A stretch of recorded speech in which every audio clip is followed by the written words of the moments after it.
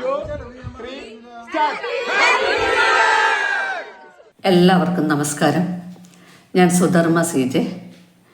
വീണ്ടും ഒരു ക്രിസ്തുമസ് നമ്മുടെ പടിവാതിൽക്കൽ എത്തി നിൽക്കുകയാണല്ലേ. മഞ്ഞും തണുപ്പും കുളിരുമുള്ള രാത്രികൾ, നിറയെ പൂത്തുവിടരുന്ന പകലുകൾ, കിളിയൊച്ച അകലുന്ന സന്ധ്യകൾ. ഡിസംബറിൻ്റെ പുണ്യത്തിന് അളവില്ല.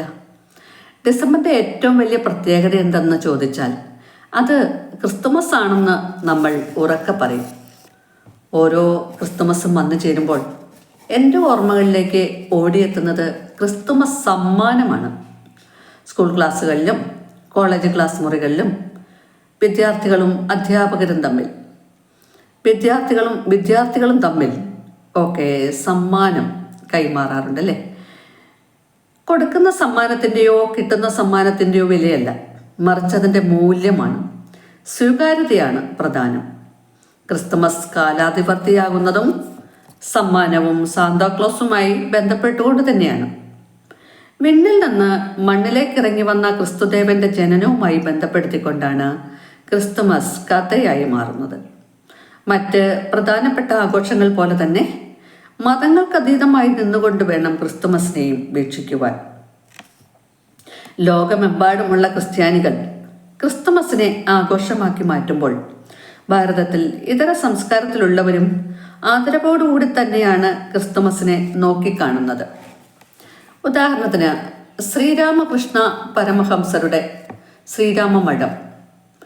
ശ്രീരാമകൃഷ്ണ പരമഹംസരുടെ ശ്രീരാമമഠം ഇപ്പോഴും ക്രിസ്തുമസിൻ്റെ തലേന്നാൾ, അതായത് ഡിസംബർ 24-ന് ക്രിസ്തുമസിനുള്ളതായ ഒരുക്കങ്ങൾ ചെയ്യാറുണ്ട്. തന്നെയല്ല, വളരെ ആർഭാടമായി തന്നെ തിരുപ്പിറവിയും ആഘോഷിക്കാറുണ്ട് അവിടെ. നമ്മളിൽ പലർക്കും ഇക്കാര്യം അറിയില്ല എന്നതാണ് സത്യം. അതുപോലെ പുട്ടപർത്തിയിലെ സായിബാബ, അദ്ദേഹം ജീവിച്ചിരുന്ന കാലം സ്മരണീയമാണ്. ജീവിതത്തിൽ 2 തവണ മാത്രമാണ് അദ്ദേഹം വെള്ളവസ്ത്രം ധരിച്ചിരുന്നത്. അതിലൊന്ന് അദ്ദേഹത്തിൻ്റെ ജന്മദിനവും മറ്റൊന്ന് ക്രിസ്തുവിൻ്റെ ജന്മദിനവുമാണ്. ജീവിതത്തിൽ ബാക്കിയായ സമയം അദ്ദേഹം ധരിച്ചിരുന്നത് കാവ്യവസ്ത്രമോ ചുവപ്പ് നിറത്തിലുള്ള വസ്ത്രമോ ആയിരുന്നു എന്നാണ് അറിവ്. എന്തായാലും മറ്റു മതങ്ങളും ക്രിസ്തുമസിനെ ആദരിക്കുന്നു അഥവാ ആചരിക്കുന്നു എന്നതാണ് യാഥാർത്ഥ്യം. ക്രിസ്തുമസുമായി ബന്ധപ്പെട്ട് നിരവധി കാര്യങ്ങൾ ഓർമ്മയിലുണ്ടാവുമല്ലോ. അതിൽ വളരെ പ്രധാനപ്പെട്ടതാണ് ക്രിസ്തുമസ് ഒരു സമ്മാനമാണെന്നത്. ക്രിസ്തുമസ് ഒരു സമ്മാനമാണ്, അതായത് ഒരു കൊടുക്കൽ വാങ്ങൽ പ്രക്രിയ. നോക്കൂ, അത് മഹത്തായ ഒരു ആചാരമല്ലേ. സർവമതങ്ങൾക്കും അതീതമായ ഒരു പങ്കാളിത്ത പ്രക്രിയ. ക്രിസ്തുവിൻ്റെ കാലത്ത് സമ്മാനം കൊടുത്തിരുന്നത് ജ്ഞാനികളായിരുന്നു, കിഴക്ക് നിന്നെത്തിയ രാജാക്കന്മാർ എന്നാണ് ബൈബിളിൽ പറയുന്നത്. സമ്മാനം സ്വീകരിച്ചിരുന്നതോ നിഷ്കളങ്കനായ ഉണ്ണിയേശുവും. സമ്മാനം കൊടുക്കുന്നവർക്കും അത് സ്വീകരിക്കുന്നവർക്കും അതിനുള്ള സ്വീകാര്യത ഉണ്ടാവണം. ഭൂമിയോളം വിനയം, ക്ഷമ തുടങ്ങിയ ഗുണങ്ങളും ക്രിസ്തുവിനെ പോലെ നിഷ്കളങ്കരും അഹംഭാവമില്ലാത്തവരുമായിരിക്കണം. അതുപോലെ സമ്മാനം കൊടുക്കുന്ന ആളിൻ്റെ വിയർപ്പിൻ്റെ ഗന്ധം ആ സമ്മാനത്തിന് ഉണ്ടായിരിക്കണം. മറ്റുള്ളവരിൽ നിന്ന് കവർന്നതോ വെറുതെ കിട്ടിയതോ മറ്റുള്ളവരെ അഥവാ പാവങ്ങളെ പറ്റിച്ചതോ അർഹതയില്ലാത്തതോ ആയിരിക്കരുത് കൊടുക്കുന്ന സമ്മാനം. അങ്ങനെയാണ് സമ്മാനം കൈമാറുന്നതെങ്കിൽ അതിനൊരു ഒരു കൈക്കൂലിയുടെ ഫലം മാത്രമേ ഉണ്ടായിരിക്കുള്ളൂ.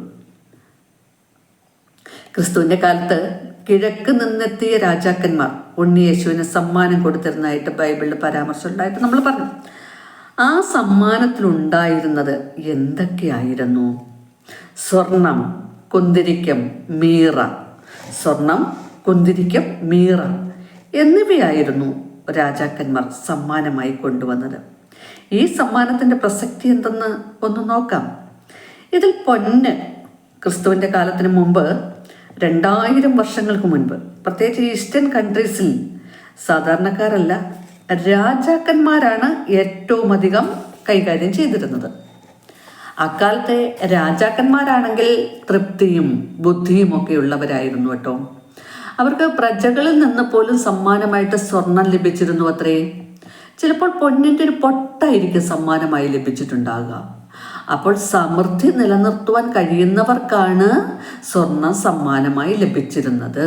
സമൃദ്ധി നിലനിർത്തുവാൻ കഴിയുന്നവർക്കാണ് സ്വർണം സമ്മാനമായി ലഭിച്ചിരുന്നത്. ഉണ്ണി ഈശോയെപ്പോലെ നിഷ്കളങ്കതയുള്ള സമൃദ്ധിയുടെ സുൽത്താൻമാർക്ക് മാത്രമേ സമ്മാനം സ്വീകരിക്കുവാനുള്ളതായ അർഹതയുള്ളൂ എന്നതാണ് നമ്മൾ മനസ്സിലാക്കേണ്ടത്. കിഴക്ക് നിന്നെത്തിയ ജ്ഞാനികൾ ഉണ്ണീശോയ്ക്കായി കൊണ്ടുവന്ന മറ്റൊരു സമ്മാനം കുന്തിരിക്കമായിരുന്നു. കുന്തിരിക്കം പൗരോഹിത്യ സങ്കല്പമാണ് കുന്തിരിക്കത്തിനുള്ളത്. ദേവാലയങ്ങളിലും ശ്രീകോവിലുകളിലും പള്ളികളിലും മറ്റും നിറയുന്ന വിശുദ്ധമായ പുകയാണ് കുന്തിരിക്കം. കുന്തിരിക്കവും കൊടുക്കുവാനും വാങ്ങുവാനുള്ള അർഹത പുരോഹിതർക്ക് മാത്രമാണുള്ളത്.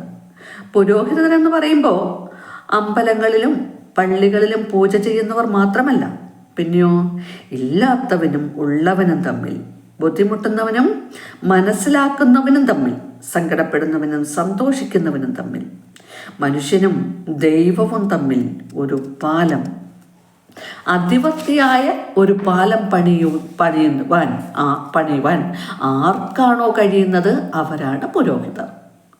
ഇത്തരത്തിൽ പൗരോഹിത്യമുള്ളവർക്ക് മാത്രമേ സമ്മാനം കൊടുക്കുവാനും സ്വീകരിക്കുവാനും അർഹതയുള്ളൂ. ശ്രീകോവിലിൽ പുകയുന്ന കുന്തിരിക്കത്തിൻ്റെ ധൂമം മറ്റുള്ളവരിലേക്കാണ് എത്തുന്നത്. അവർക്കത് വന്നു നിറയും. അതുപോലെ സമ്മാനം കൊടുക്കുന്നതിലൂടെ, സ്വീകരിക്കുന്നതിലൂടെ ഒരു സഹവർത്തിത്വം ഉണ്ടാക്കിയെടുക്കുവാൻ, ഒരു പാലം പണിയുവാൻ നമുക്കും കഴിയണം എന്നർത്ഥം. പരിശുദ്ധനായ ഈശോ മിശിഹായ്ക്ക്, മിശിഹാ തമ്പുരാന് രാജാക്കന്മാർ കൊടുത്ത അടുത്ത സമ്മാനം മീറ ആയിരുന്നു. മീറ മരണവുമായി ബന്ധപ്പെട്ട ഒന്നാണല്ലോ മീറ. യഹൂദ നാട്ടിൽ മരണവുമായി ബന്ധപ്പെട്ട് ഉപയോഗിച്ചിരുന്ന ഒരു തരം സ്പൈസസ് ആണ് മീറ. ബൈബിളുമായിട്ട് ബന്ധപ്പെടുത്തിക്കൊണ്ട് അതിൻ്റെ അർത്ഥം വായിച്ചെടുക്കുമ്പോൾ, ഞാൻ എന്നെ തന്നെ നിങ്ങൾക്ക് സമ്മാനമായി തരുന്നു, ഞാൻ എന്നെ തന്നെ നിങ്ങൾക്ക് സമ്മാനമായി തരുന്നു എന്നാണ്. പ്രാണനേക്കാൾ വലിയ സമ്മാനമായിരുന്നു മീറ. ക്രിസ്തു മറ്റുള്ളവർക്ക് വേണ്ടി, സമൂഹത്തിന് വേണ്ടി മരിക്കാൻ തയ്യാറാവുന്നുണ്ട്. പൂജ്യ രാജാക്കന്മാർ ക്രിസ്തുവിന് മീറ സമ്മാനമായി കൊടുക്കുമ്പോൾ ഉദ്ദേശിക്കുന്നതും അത് തന്നെയാണ്. പ്രിയപ്പെട്ടവരെ, ക്രിസ്മസും സമ്മാനവുമായുമുള്ള അഭേദ്യമായ ബന്ധം, സ്വീകാര്യത എല്ലാം ഓർത്തെടുക്കുവാനുള്ളതായ ഒരു അവസരമായി മാറുന്നു എല്ലാ ക്രിസ്തുമസും. അപ്പോൾ വീണ്ടും ഒരു ക്രിസ്മസ് സമാഗതമായി കൊണ്ടിരിക്കുമ്പോൾ ക്രിസ്തുമസും സമ്മാനവും തമ്മിലുള്ള നമ്മുടെയൊക്കെ മനസ്സിലെ ചില ചിന്താഗതികൾ പരിശുദ്ധ ബൈബിളിൻ്റെ പശ്ചാത്തലത്തിൽ ഒന്ന് വീണ്ടെടുക്കുകയാണ് ചെയ്തത്. അപ്പോൾ ഈ ക്രിസ്മസ് വേളയിൽ നമ്മളൊക്കെ നമ്മെ തന്നെ, കുടുംബത്തിന്, വേണ്ടപ്പെട്ടവർക്ക് ഒക്കെ സമ്മാനമായി നൽകുക. അങ്ങനെ സന്തോഷവും സംതൃപ്തിയും വീണ്ടെടുക്കുക. സ്വർണം പോലെ വിലപിടിപ്പുള്ളതും, കുന്തിരിക്കം പോലെ പൗരോഹിത്യ സ്വഭാവമുള്ളതും, മീറ പോലെ തന്നെ തന്നെ സമർപ്പിക്കുന്നതുമായ ഒരു സമ്മാനം എല്ലാ കുടുംബങ്ങൾക്കും ഉണ്ടാകട്ടെ. സ്വർണം, കുന്തിരിക്കം, മീറ ഇവയൊക്കെ കൊടുക്കുവാനും സ്വീകരിക്കുവാനും അർഹതയുള്ളവർക്കുള്ളതാണ്. ഇത്തരത്തിൽ മഹത്തായ സന്ദേശവാഹിയായ ഒരു ക്രിസ്തുമസ് അത്ഭുതാവഹമായി എല്ലാവരുടെയും ജീവിതത്തിൽ സംഭവിക്കട്ടെ എന്ന് ആശംസിക്കുകയാണ്. എല്ലാവർക്കും, എല്ലാ വിശ്വാസികൾക്കും happy Christmas, happy Christmas and happy Christmas.